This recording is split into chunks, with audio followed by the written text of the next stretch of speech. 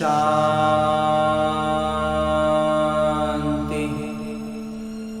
ओम शांति। बाबा बाबा ओम शांति। आज 26 अगस्त 2023 की मुरली है। बाबा कह रहे, मीठे बच्चे, तुम्हें नशा होना चाहिए कि हमारी तकदीर स्वयं बाबा ने जगाई है। अभी हम भारत की सोई हुई तकदीर जगाने के निमित्त बने हैं। बहुत बहुत बहुत ऊंचा सौभाग्य मिला है हमें। और आगे मेरे बाबा प्रश्न पूछ रहे हैं कि निरंतर खुशी में खग्गियां कौन मारते हैं, दिल खोल के खुशी बटोरते कौन है। उत्तर बतलाते हैं बाबा, जो दिन रात अपने को सेवा में व्यस्त रखते हैं, जो कभी भी माता पिता से रूठते नहीं हैं। और अगर किसी भी बात से आपस में या माता पिता से रूठ जाते, पढ़ाई छोड़ देते, तो खुशी में खग्गियां नहीं मार सकते। फिर उनको खुशी का वो बड़ा बड़ा गोला नहीं मिलेगा। माया उनको थप्पड़ मार देती है।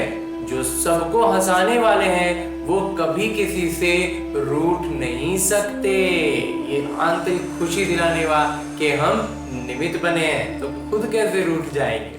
गीत है, आने वाले कल की तुम तकदीर हो।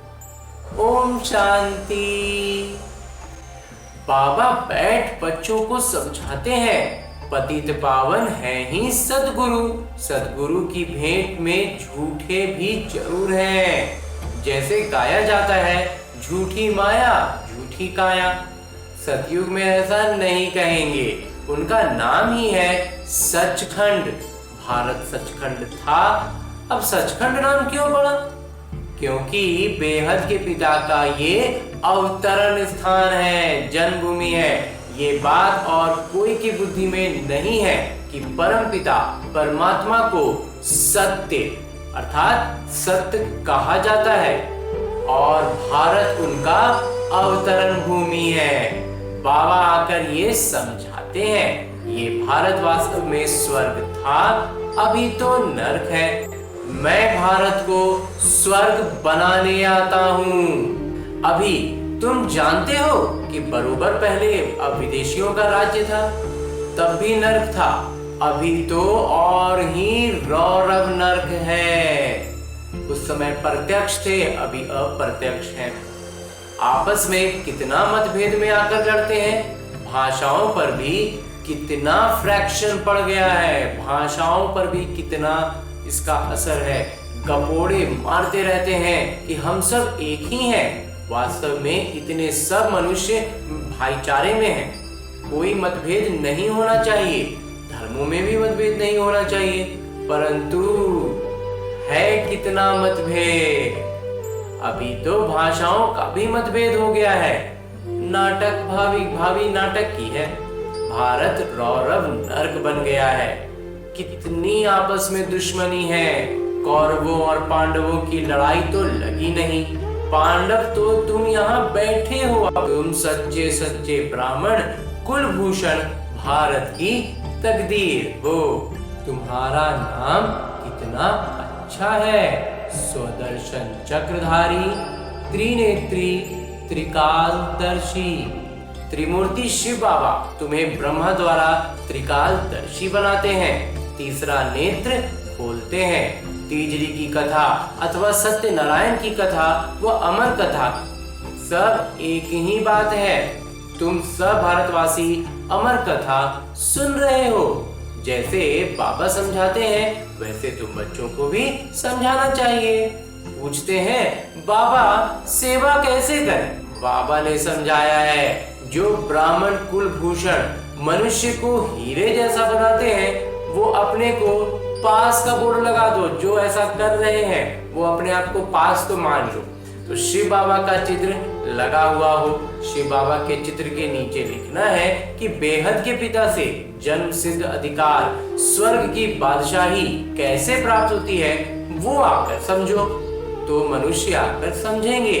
समझाना तो सहज है। बाबा आए हैं, आकर स्वर्ग बना रहे हैं। ये शिव बाबा की अवतरण भूमि है। परम धाम से बाबा भारत की भूमि पर ही आते हैं। भारत ही सबसे बड़ा तीर्थ स्थान है, सबको मानना चाहिए। गुरु नानक, बुद्ध आदि जो भी हैं, सबके पतित पावन पिता जो हैं, उनकी ये जन्मभूमि है। उन सब के पिता जो हैं, उनका ये जन्मभूमि है, उनका ये अवतरण भूमि है। अभी तो आसुरी राज्य है, यथा राजा रानी काले तथा प्रजा भी काली होगी, फिर गोरे बन जाएंगे। इसको कहा जाता है आयरन एज, और वो होगा स्वर्णिम युग। तो पावन दुनिया तो है शिवालय। अंग्रेज लोग भी समझते हैं कि गॉड गॉडेस का राज्य था, देवी देवताओं का राज्य था भारत में, परंतु कब था ये नहीं समझते। भारत बहुत साहूकार था, अब तो कंगाल है, इसलिए भारत को पैसे देते हैं। गरीब को दान दिया जाता है तो अब दान देते हैं। भारत से ही बहुत पैसे ले गए हैं, अब फिर भारत को देते हैं, अब लोन के रूप में देते हैं, यहीं से लूट के ले गए। बाबा कहते हैं मेरा किरदार है भारत को हीरे जैसा बनाना। तुम ब्रह्मा कुमार कुमारियां हो, तुमको ही देवी देवता बनाते हैं। गाया जाता है परमपिता परमात्मा ब्रह्मा द्वारा ब्राह्मण और देवता धर्म स्थापन करते हैं, परंतु भारतवासी जानते ही नहीं। न जानना ही नूंद है। फिर बाबा कहते हैं कि उनका न जानना ही नाटक में नूंद है। तो ये बोर्ड लगा दो कि लौकिक बाबा से जन्म जन्मांतर हद का वर्षा लेते आए हो, अब पारलौकिक पिता से आकर स्वर्ग का वर्षा लो।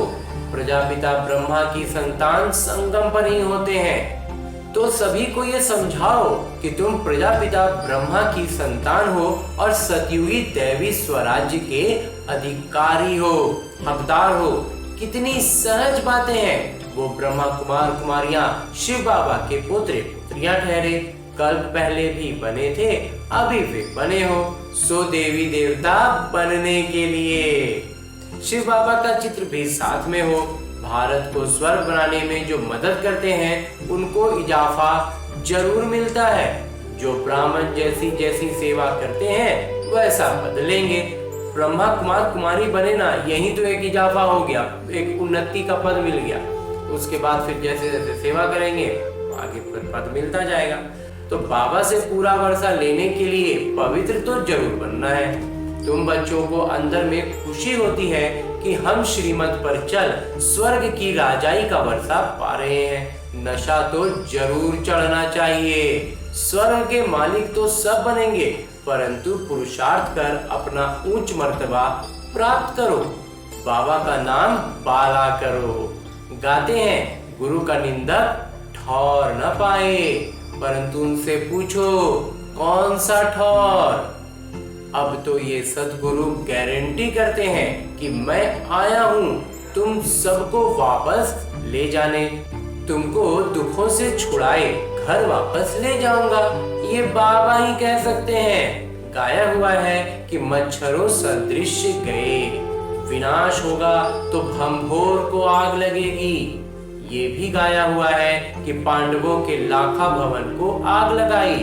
लाखा भवन था ना जी बाबा, तो इनका नाम लखीराज था, तो बरोबर घासलेट ले आए थे जलाने के लिए। प्रैक्टिकल की बातें हैं, ये सब वास्तविक में ये सब घटनाएं हुई हैं। आग लगी नहीं, ये तो सिर्फ लिख दिया है।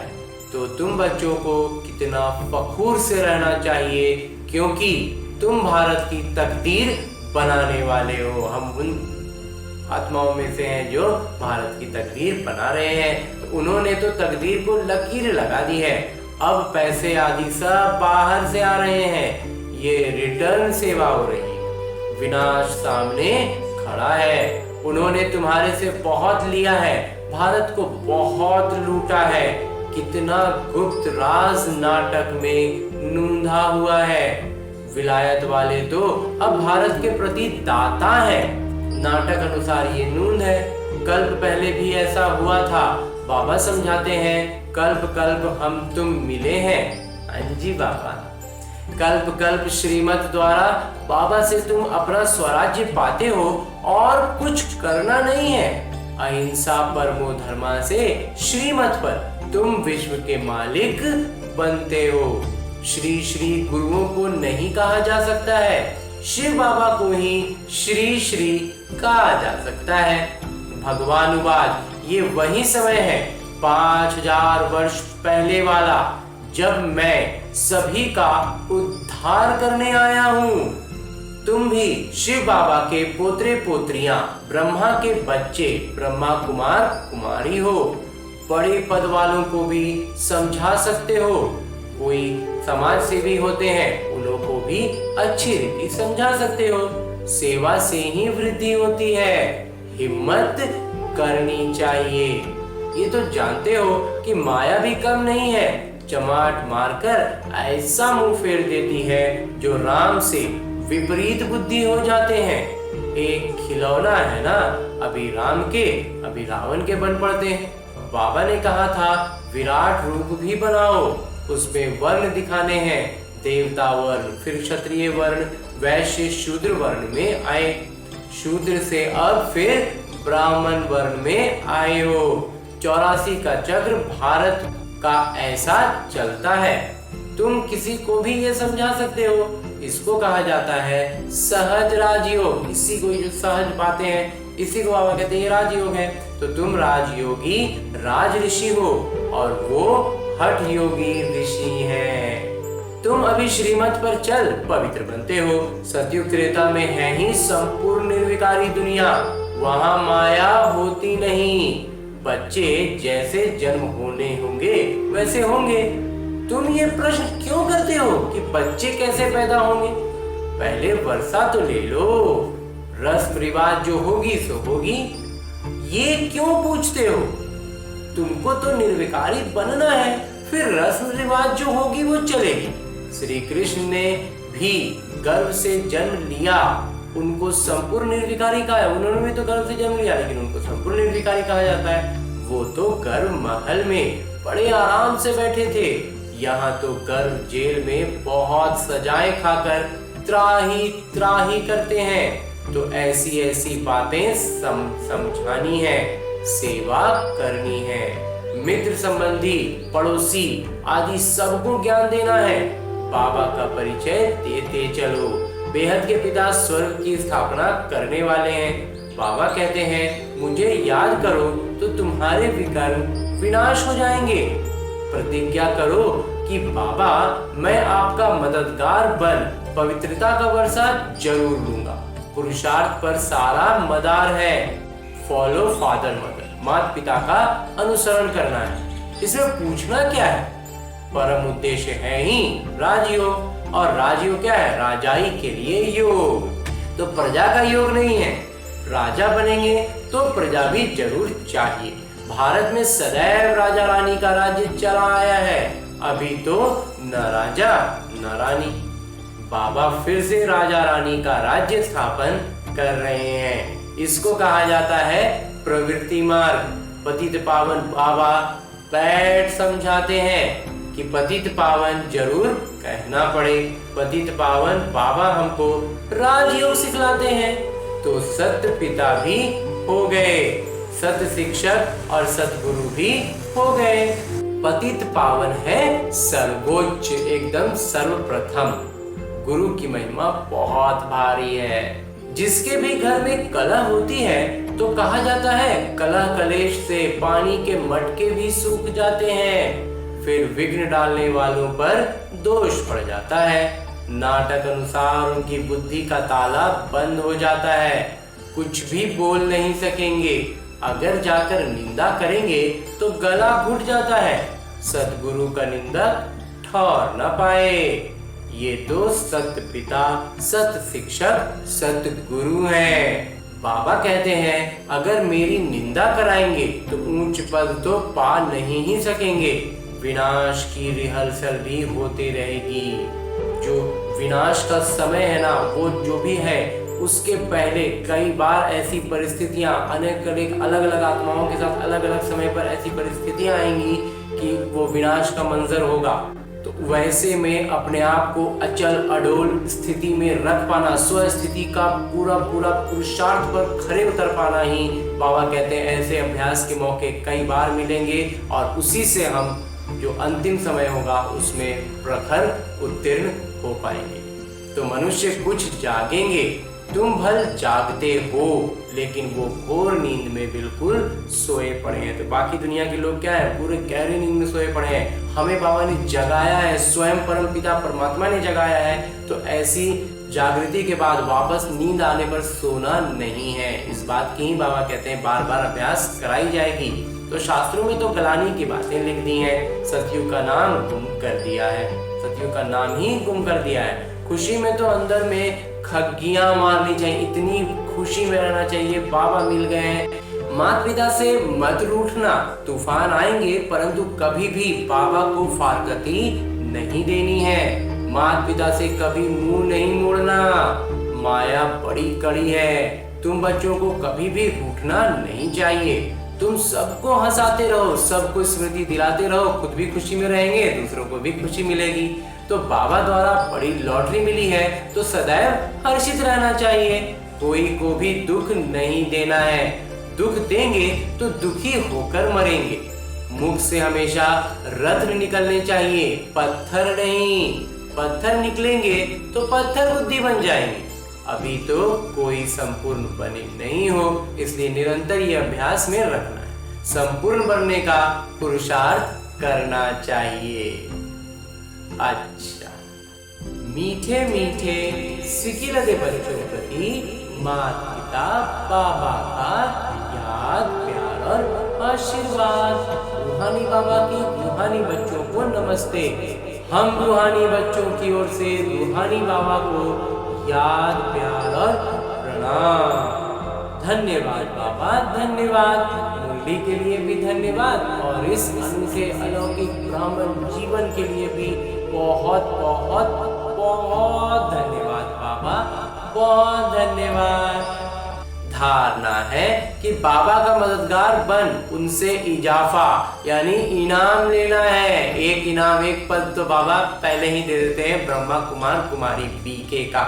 तो सतगुरु का नाम बाला करना, जब बीके बन गए तो फिर सतगुरु का नाम बाला करना है। ग्लानि नहीं करानी है, आपस में कलह नहीं करनी है, मुख से सदैव रत्न निकालने हैं, पत्थर नहीं। सबको हंसाना है, रूठना बिल्कुल नहीं है। नहीं बाबा, बिल्कुल नहीं रूठ सकते हैं। और आगे मेरे बाबा वरदान दे रहे हैं। वरदान देते हुए मेरे बाबा कहते हैं, निर्विघ्न स्थिति द्वारा वायुमंडल को शक्तिशाली बनाने वाले शक्तिवान भव।